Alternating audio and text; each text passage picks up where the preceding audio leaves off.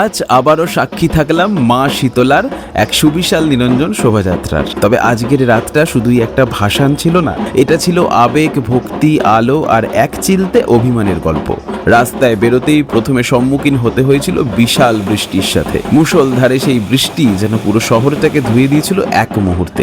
এক হাঁটু জল পেরিয়ে সম্পূর্ণ ভিজে গিয়েও পৌঁছে গিয়েছিলাম শানপুর শীতলা সংঘের পুজো মণ্ডপের একেবারে সামনে। কারণ জানতাম আজকের রাতটা হয়তো সাধারণ কোনো রাতের থেকে একটু আলাদা হতে চলেছে। সদ্য থেমে যাওয়া বৃষ্টির পর ভেজা রাস্তায় আলো পড়ে তৈরি হয়েছিল অসাধারণ প্রতিফলন। ঠিক সেই সময় দূর থেকে ধীরে ধীরে এগিয়ে আসতে দেখলাম প্রচার গাড়ি। ছোট ভাইদের নিবেদন আছে, আপনারা গাড়িটা ঘুরিয়ে নিন।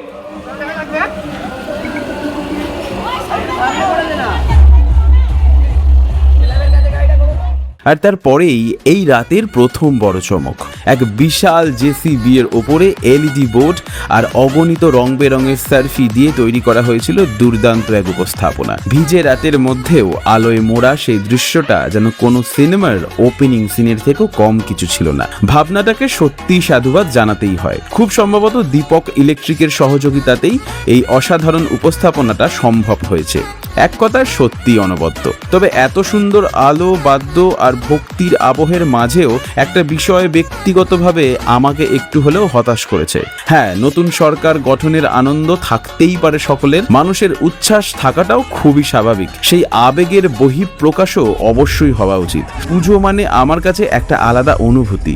এখানে মানুষ, ধর্ম, রাজনীতি, মতভেদ সব কিছু ভুলে একসাথে ভক্তিতে মেতে ওঠাটাই আসল কাজ। আমরা সবাই কম বেশি জানি বর্তমান সময়ে প্রায় সব পুজোতেই কোনো না কোনোভাবেই রাজনৈতিক প্রভাব থাকে। সেটা হয়তো পুরোপুরি এড়ানো একেবারেই সম্ভব নয়, কিন্তু সেই বিষয়গুলোকে জনসমক্ষে খুব বেশি প্রাধান্য না দিলেই হয়তো পুজোর নিজস্ব আবেগ, ঐতিহ্য আর সৌন্দর্যটা আরও বেশি উজ্জ্বল হয়ে ওঠে।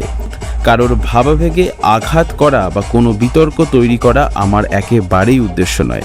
কারণ আজ পর্যন্ত আমি আমার কোনো পুজোর ভিডিও বা শোভাযাত্রার ব্লগে দর্শকদের সামনে রাজনৈতিক কোনো বিষয়বস্তু তুলে ধরিনি।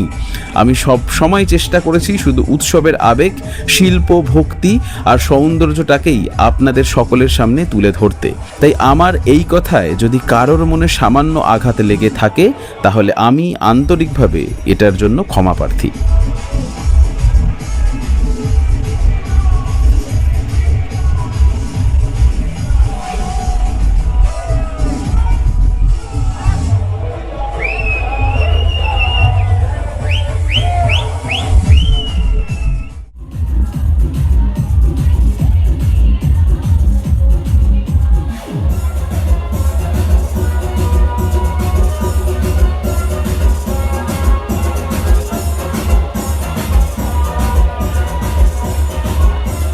এরপরেই সামনে ভেসে উঠল এক ইলেকট্রিক্যাল লাইটিং গেট, যেখানে আলোর কারুকার্যে খুব সুন্দরভাবে ফুটিয়ে তোলা হয়েছিল একটি বীণার অবয়ব।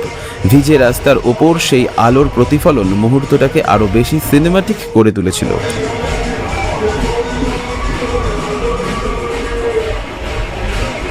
তারপরেই সামনে এলো এক রাজকীয় ঘোড়ার গাড়ি বা চতুর্দোল্লা, যেটাই আপনারা বলতে পারেন। মনে হচ্ছিল কোনো পুরনো জমিদার বাড়ির শোভাযাত্রা সময় পেরিয়ে আজকের রাতে ফিরে এসেছে।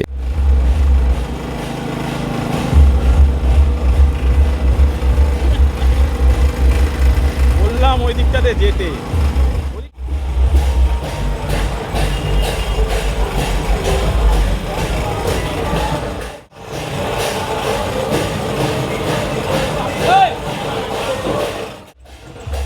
কিন্তু চমক তখনও শেষ হয়নি। আরও একটি ইলেকট্রিক লাইটে সাজানো ঘোড়ার গাড়ি সামনে আসতেই চারপাশের মানুষ যেন মুহূর্তের জন্য থমকে গিয়েছিল। এরপরে শুরু হলো কেরালা ডান্স গ্রুপের বাদ্য পরিবেশন। বিশেষ করে মহিলা শিল্পীদের সেই বাদ্যের তাল আর এনার্জি সত্যি এক কথায় অসাধারণ ছিল।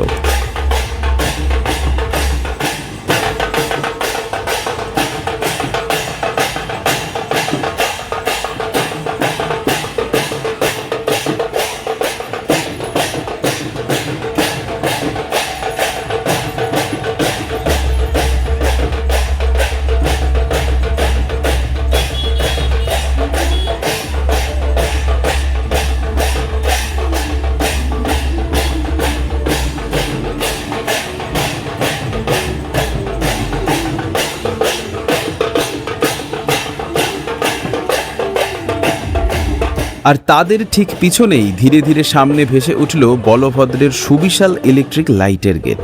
সত্যি বলতে মনে হচ্ছিল যেন এক টুকরো পুরীর রথযাত্রাই আজ নেমে এসেছে হাওড়ার বুকে। তারপরেই দেখা মিলল এক অপূর্ব নৃত্য দলের কৃষ্ণ ও গোপিনীদের সেই নৃত্য পরিবেশনা। এতটাই সুন্দর ছিল যে কয়েক মুহূর্তের জন্য মনে হচ্ছিল বৃন্দাবনের রাসলীলা চোখের সামনে জীবন্ত হয়ে উঠেছে। যেন মনে হচ্ছিল এই নৃত্য দর্শকদের জন্য নয়, স্বয়ং জগন্নাথ দেব, বলরাম ও সুভদ্রাকে আনন্দ দেওয়ার জন্যই যেন এই আয়োজন বিশেষভাবে করা হয়েছে। আর সেই নৃত্যের পিছনেই ধীরে ধীরে সামনে এলো সুভদ্রার সুবিশাল আলোর গেট।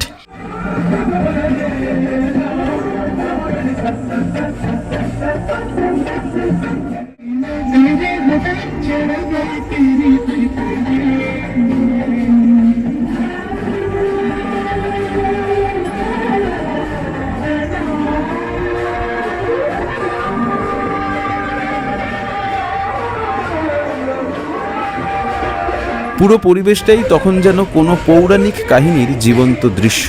এরপরেই আসার কথা ছিল মহাপ্রভু জগন্নাথ দেবের, ঠিক কথা, কিন্তু তার আগে দেখা মিলল মহিলা বিভাগের। হাতে বিশাল এলইডি প্রদীপের মতো আলোকসজ্জা নিয়ে সারিবদ্ধভাবে এগিয়ে চলছিলেন তারা। দুর্ভাগ্যবশত তাদের প্রদর্শনটা ক্যামেরাবন্দি করতে পারলাম না। হয়তো কিছু সৌন্দর্য শুধু চোখে দেখার জন্যই তৈরি করা হয়, ক্যামেরায় ধরে রাখার জন্য একেবারেই নয়।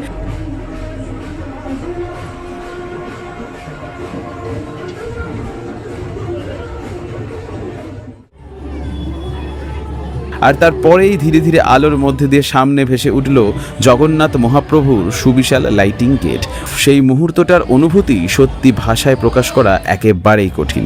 মনে হচ্ছিল স্বয়ং মহাপ্রভুই আজ আলো হয়ে নেমে এসেছেন মানুষের মাঝে।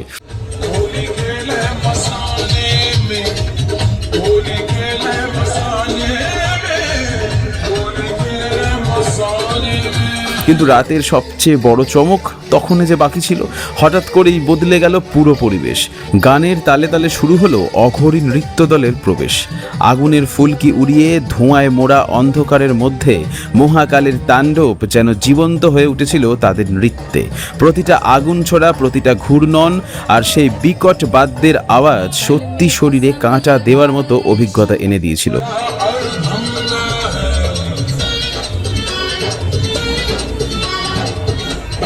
भस्म लगाए शंकर वेश बड़ा अर्धंगा है माथे पर चंद्रमा विराजे छटा में सोहे गंगा रे छटा में सोहे गंगा रे खोल दिया है नयन तीसरा खोल दिया है नयन तीसरा कामदेव को चढ़ावे रे होली के ले मसाले में होली के ले मसाले में होली के ले। শোভাযাত্রা তখন একেবারে শেষ লগ্নে এসে দাঁড়িয়েছে। দেখা মিলল রক্তাবতী এবং জরাসুরের। ফুলে সাজানো গাড়িতে করে ধীরে ধীরে এগিয়ে আনা হচ্ছিল তাদের।